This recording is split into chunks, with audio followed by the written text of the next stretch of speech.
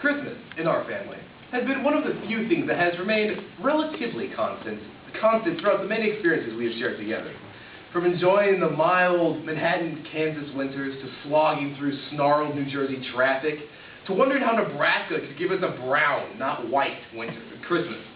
And finally, to spending an entire Christmas day completely stranded. Our Christmases have been more varied than most families, I'm sure. This holiday season in particular was perhaps the most memorable of all.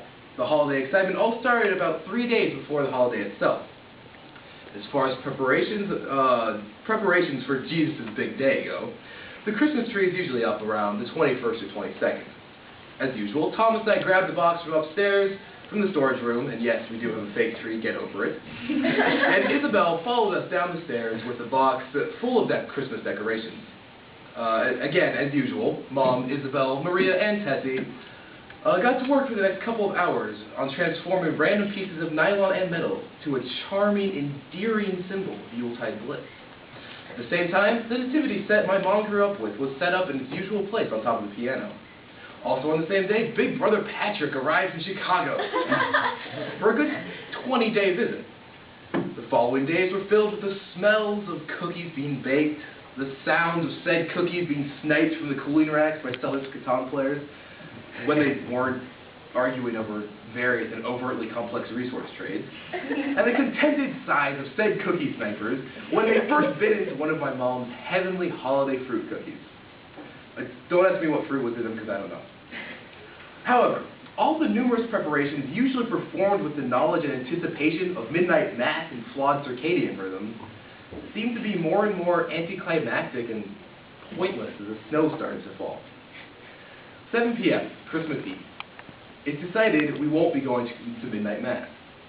Things weren't pretty outside, and there was no way anyone was going anywhere. Hours later, after shooting off an email confirming that Thomas and I would not serve mass for the bishop that night, I went to bed, along with the rest of my family. We woke up to a veritable Narnia, complete with a fairy tale blizzard. But this didn't dampen the present opening, though. I mean, honestly, what can? After the presents were opened, and most of the cookies were eaten, yet another game of Settlers was started, and then another, with much Wii being played at the same time.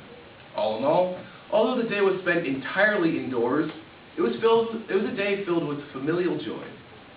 The next day, an expedition outside was made. The snow had let up, and a combination of sledding and shoveling was experienced by the kids and Dad. The daunting task of shoveling the driveway, now a 50-foot expanse of straight-up blinding white, was only dabbled in. It was decided that we'd call up a neighbor with an industrial-strength road grader to come to our aid if he did it the next morning.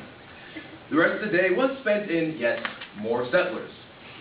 Patrick was seemingly addicted to this game, and for good reason. It has been lauded, accurately in my opinion, as the perfect board game. But I digress. Even though I'd also like to sing the praises of Wii Sports Resorts, especially since I got really good at Showdown and Speed Flights. Anyway, when our neighbor did end up plowing our driveway the next morning, the collective sigh of relief could probably be heard for a mile or two. And when our friends invited us to go sledding in town, we all excitedly got our snow stuff together, ecstatic to leave the house for the first time in 48 hours. Although this Christmas was definitely unlike any other ever experienced, thanks to El Nino, it was possibly one of the most memorable holidays I and my family will ever experience. The greeting Patrick at the airport, watching the blizzard roll in with anxiety, staring at my mom in disbelief when I heard that we weren't going to church, and then staring at the 50-foot driveway covered in 2 to 4 feet of snow when I thought we'd have to shovel it all.